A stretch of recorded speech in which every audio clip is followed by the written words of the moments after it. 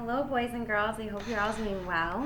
I miss seeing your faces. I miss hearing your stories, and I miss your hugs. Today I'm going to read to you this story called Doctor De Soto.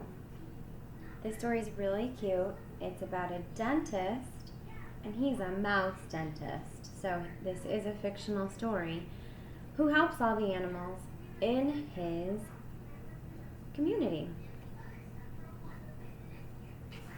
After we're done, I will ask you a couple questions so you can talk about the story with your family. Dr. De Soto, the dentist, did very good work. So he had no end of patients. Those close to his own size, moles, chipmunks, etc., sat in the regular dentist's chair. Large animals sat on the floor while Dr. De Soto stood on a ladder.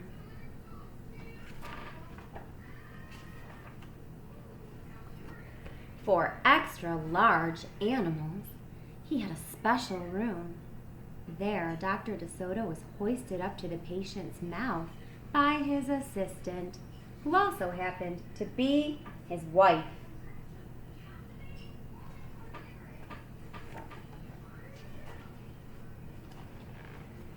Dr. De Soto was especially popular with the big animals. He was able to work inside their mouths, wearing rubbers to keep his feet dry. Wearing rubbers to keep his feet dry, and his fingers were so delicate and his drill so dainty they could hardly feel any pain. He was super gentle. Being a mouse, he refused to treat animals dangerous to mice, and it said so on his sign. When the doorbell rang, he and his wife would look out the window. They wouldn't admit even the most timid-looking cat.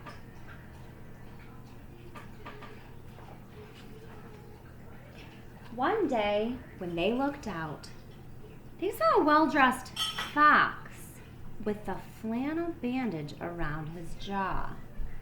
Is a fox an animal that is safe for mice? "I cannot treat you, sir," Dr. De Soto shouted. "Sir, haven't you read my sign?" "Please," the fox wailed. "Have mercy, I'm suffering."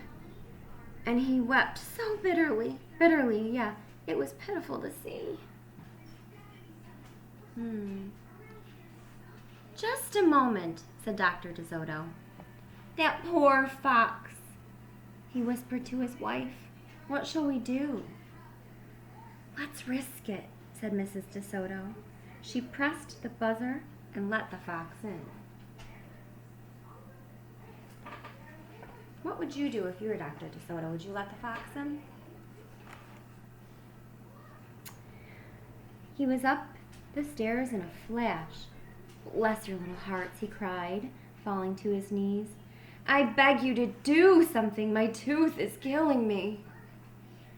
"Sit on the floor, sir," said Dr. De Soto, "and remove the bandana, please."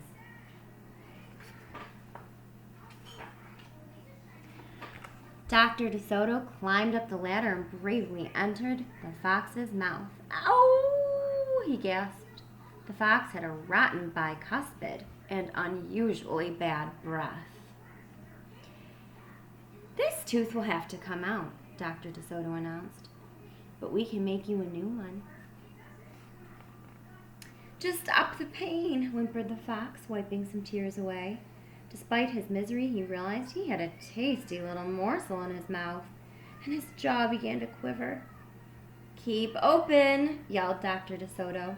"Wide open," yelled his wife.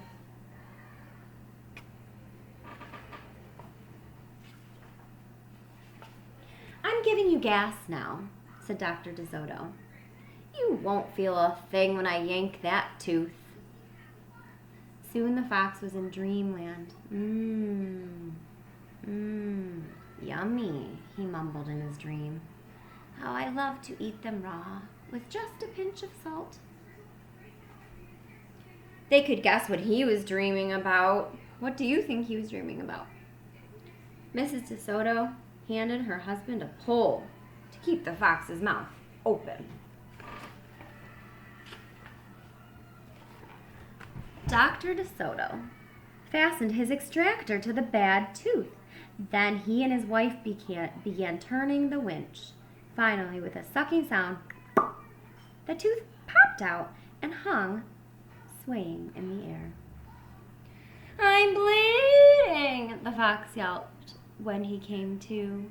Dr. De Soto ran up the ladder and stuffed some gauze in the hole. "The worst is over," he said. "I'll have your new tooth ready tomorrow. Be here at 11 sharp." The fox, still woozy, said goodbye and left. On his way home, he wondered if it would be shabby of him to eat the DeSotos when the job was done. Never trust a fox. After office hours, Mrs. DeSoto molded a tooth of pure gold and polished it. "Raw with salt indeed," muttered Dr. DeSoto. "How foolish to trust a fox." "He didn't know what he was saying," said Mrs. DeSoto. "Why should he harm us? We're helping him." "Because he's a fox," said Dr. DeSoto. "They're wicked, wicked creatures." That night, the DeSotos lie awake worrying. "Should we let him in tomorrow?" Mrs. DeSoto wondered. "Once I start a job," said the dentist firmly, "I finish it. My father was the same way." "But we must do something to protect ourselves," said his wife. They talked and talked until they formed a plan. "I think it will work," said Dr. DeSoto. A minute later, he was snoozing. Can you guess what his plan might be or what he might do?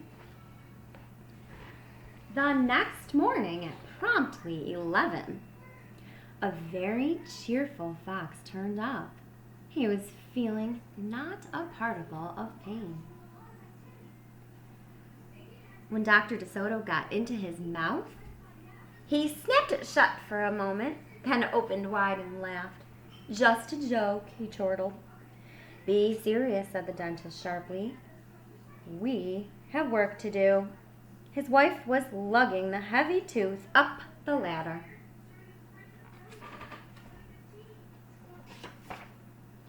"Oh, I love it," exclaimed the fox. "It's just beautiful." Dr. DeSoto set the gold tooth in its socket and hooked it up to the teeth on both sides. The fox caressed the new tooth with his tongue. "My, it feels good," he thought. "I really shouldn't eat them. On the other hand, how can I resist?" "We're not finished," said Dr. DeSoto, holding up a large jug. "I have here a remarkable preparation developed only recently by my wife and me." "What's in that jug?"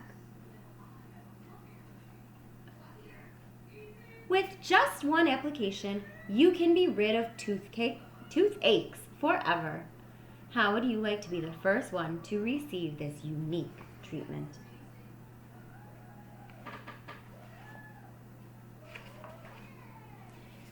"I certainly would," said the fox. "I'd be honored."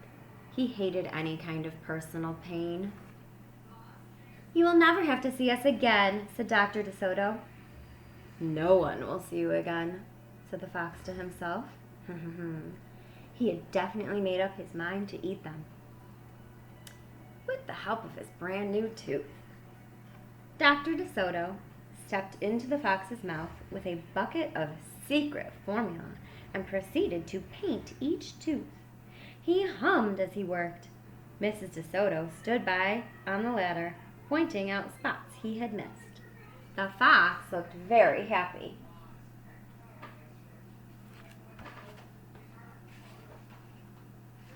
When the dentist was done, he stepped out. "Now, close your jaws tight," he said, "and keep them closed for a full minute." The fox did as he was told. Then he tried to open his mouth, but his teeth were stuck together. Excuse me, I should have mentioned, said Dr. De Soto. You won't be able to open your mouth for a day or two. The secret formula must permeate the dentine. But don't worry, no pain ever again. The fox was stunned. He stared at Dr. De Soto and then at his wife. They smiled and waited. All he could do was say, "Thank you very much," through his clenched teeth, and get up and leave. He tried to do so with dignity.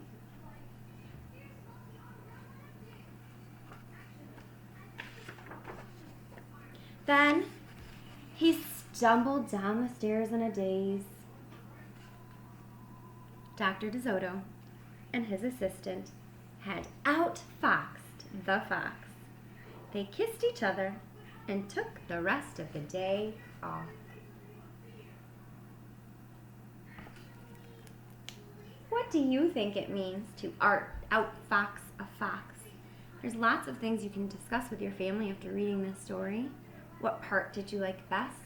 And did you predict any of the things that would happen? It was nice reading to you today, and I hope you have a wonderful time at home. Bye.